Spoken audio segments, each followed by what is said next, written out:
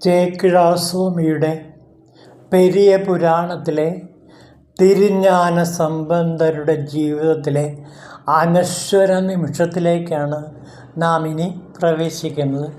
അനേകം ശിവക്ഷേത്രങ്ങൾ സന്ദർശിച്ച് പല പല സ്ഥലങ്ങളിലും പലപാട് സഞ്ചരിച്ച് വളരെ ദൂരം സഞ്ചരിച്ച് ശിവക്ഷേത്രങ്ങളിലെല്ലാം തന്നെ ശിവപദ്യങ്ങൾ പാടി ആ പദ്യങ്ങളെല്ലാം അദ്ദേഹത്തോടൊപ്പം ഉണ്ടായിരുന്ന അമ്മാവൻ എഴുതി സൂക്ഷിക്കുകയും അത് പിൻതലമുറയ്ക്ക് വേണ്ടി സൂക്ഷിച്ചു വയ്ക്കുകയും ചെയ്തിരുന്നു.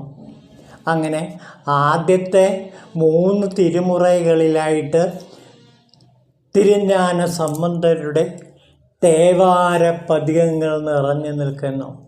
12 തിരുമുറകളിൽ ആദ്യത്തെ 3 തിരുമുറകളും തിരുஞான സംബന്ധരുടെ കവിതകളാണ്. ഈ പാടലുകൾ ശിവ പ്രീതിയെ നേടിത്തരിക മാത്രമല്ല ശിവസാക്ഷാത്കാരം നേടിത്തരുന്ന അത്യുജ്വലമായ പദ്യങ്ങളാണ്. ചേക്കിഴാസ്വാമികൾ തൻ്റെ പെരിയ പുരാണത്തിൽ ഏറ്റവും കൂടുതലായി വിവരിച്ച തിരുஞான സംബന്ധരുടെ ജീവിതത്തെക്കുറിച്ച് 1250 ശ്ലോകങ്ങളിലൂടെയാണ് ഇദ്ദേഹം തിരുஞான സംബന്ധരുടെ ജീവിത ഇതിഹാസം വെളിപ്പെടുത്തിയിരിക്കുന്നത്. ഒരുപക്ഷെ പെരിയ പുരാണത്തിൽ സുന്ദരമൂർത്തി സ്വാമികൾക്കും അതേപോലെ തിരുஞான സംബന്ധർക്കുമാണ് ഏറ്റവും കൂടുതൽ പ്രാധാന്യം ചേക്കിഴാസ്വാമികൾ നൽകിയിട്ടുള്ളത്. അങ്ങനെ തിരുஞான സംബന്ധരുടെ പാടലുകൾ ലോകപ്രശസ്തമായി തീരുകയും ശൈവഭക്തി വളർത്തുന്നതിൽ വളരെ പ്രധാനപ്പെട്ട പങ്ക് വഹിക്കുകയും ചെയ്തിട്ടുണ്ട്. നമുക്ക് പിന്നീട് സമയം കിട്ടുകയാണെങ്കിൽ തിരുஞான സംബന്ധരുടെ തേവാരങ്ങളടങ്ങിയ ആ ആദ്യത്തെ 3 തിരുമുറകളെ കുറിച്ചിട്ട് പഠനത്തിന് വിധേയമാക്കാം. നമുക്ക് തിരുஞான സംബന്ധരുടെ ജീവിതത്തിലെ വിവാഹ മുഹൂർത്തത്തെക്കുറിച്ച് അല്പമൊന്ന് മനസ്സിലാക്കാം. ഇദ്ദേഹത്തിന് യൗവനപ്രായമായപ്പോൾ കൗമാരപ്രായം കഴിഞ്ഞുള്ളൂ. അപ്പോഴേക്കും വിവാഹ നിശ്ചയത്തിന് വേണ്ടി മാതാപിതാക്കൾ ആഗ്രഹിച്ചു.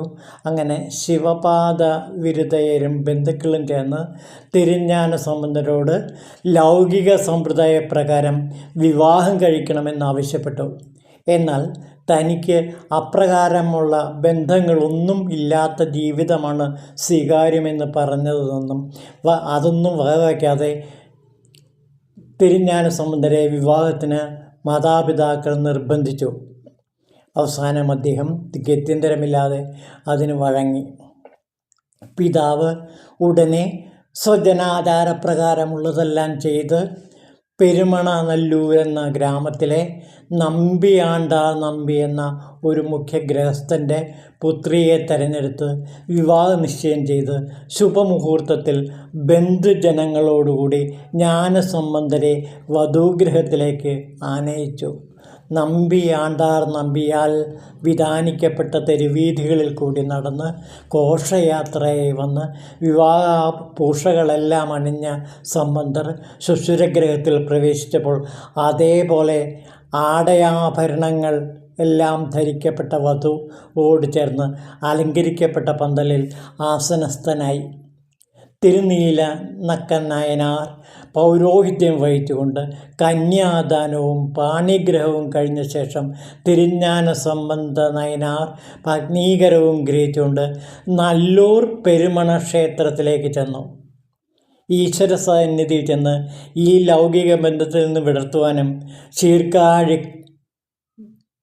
കുളക്കരയിൽ തന്നെ ഏറ്റെടുത്തുന്നതിനെ ഇപ്പോൾ പൂർത്തീകരിക്കുവാനും ഭഗവാനോട് പ്രാർത്ഥിച്ചു.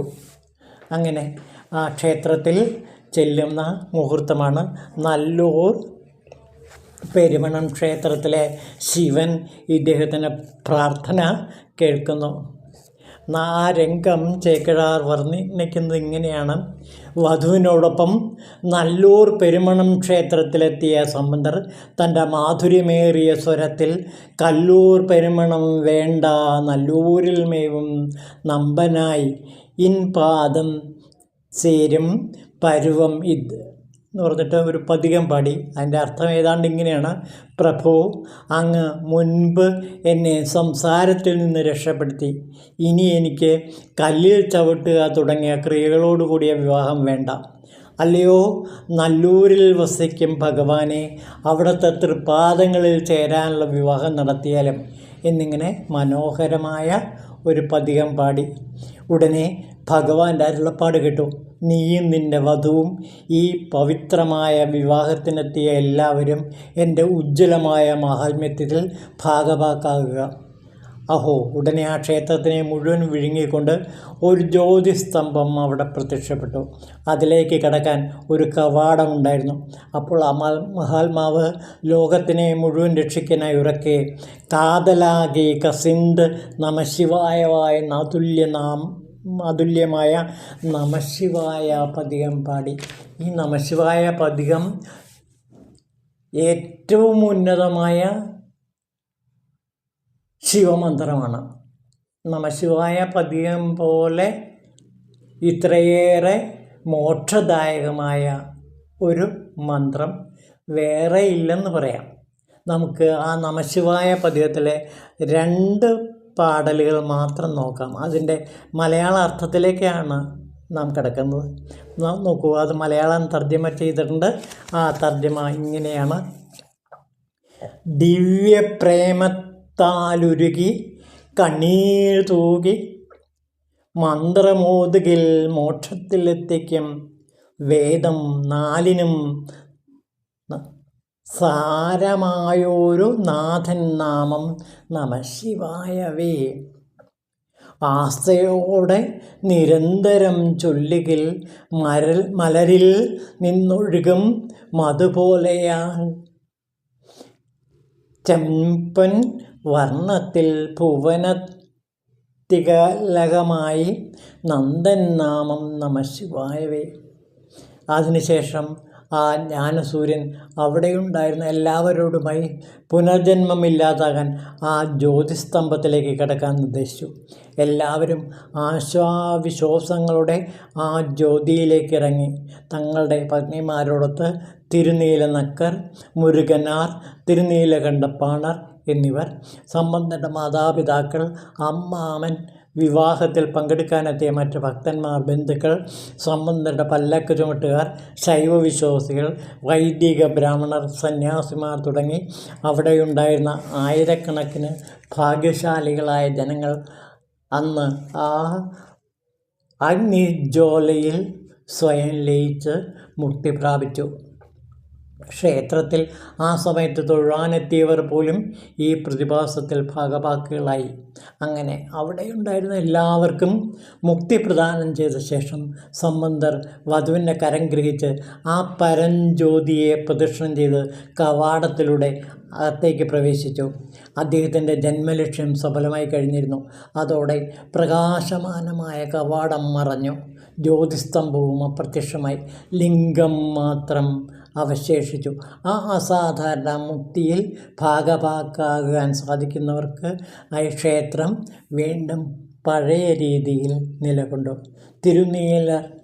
തിരുനല്ലൂർ പെരുമണം ക്ഷേത്രം ഇന്നും ഈ ഇതിഹാസത്തെ ഓർത്തുകൊണ്ട് അവിടെ സ്ഥിതി ചെയ്യുന്നു. ആ ക്ഷേത്രത്തിൻ്റെ പേര് തന്നെ പെരുമണം, ശ്രേഷ്ഠമായ വിവാഹം. ശിവനോടൊത്തുള്ള ഒരു ജീവിതത്തിലേക്ക് കടന്നു വന്ന തിരുജ്ഞാന സംബന്ധരുടെ മുക്തിപ്രദമായ ജീവിതകഥ ആരാണോ കേൾക്കുന്നത്, ആരാണോ പറയുന്നത്, അവർക്ക് ശിവസാക്ഷാത്കാരം ലഭിക്കുമെന്നാണ് ചേക്കിഴാർ സ്വാമികൾ ഇവിടെ നമുക്ക് ഉറപ്പ് തരുന്നത്. സംബന്ധരുടെ വിവാഹം ഭഗവാന്റെ മാഹാത്മ്യം അറിയിക്കുന്നതിലും കഴിയുന്നത്ര മനുഷ്യർക്ക് മുക്തി പ്രദാനം ചെയ്യുന്നതിലുമാണ് സമ്പൂർണ്ണമാകുന്നത്.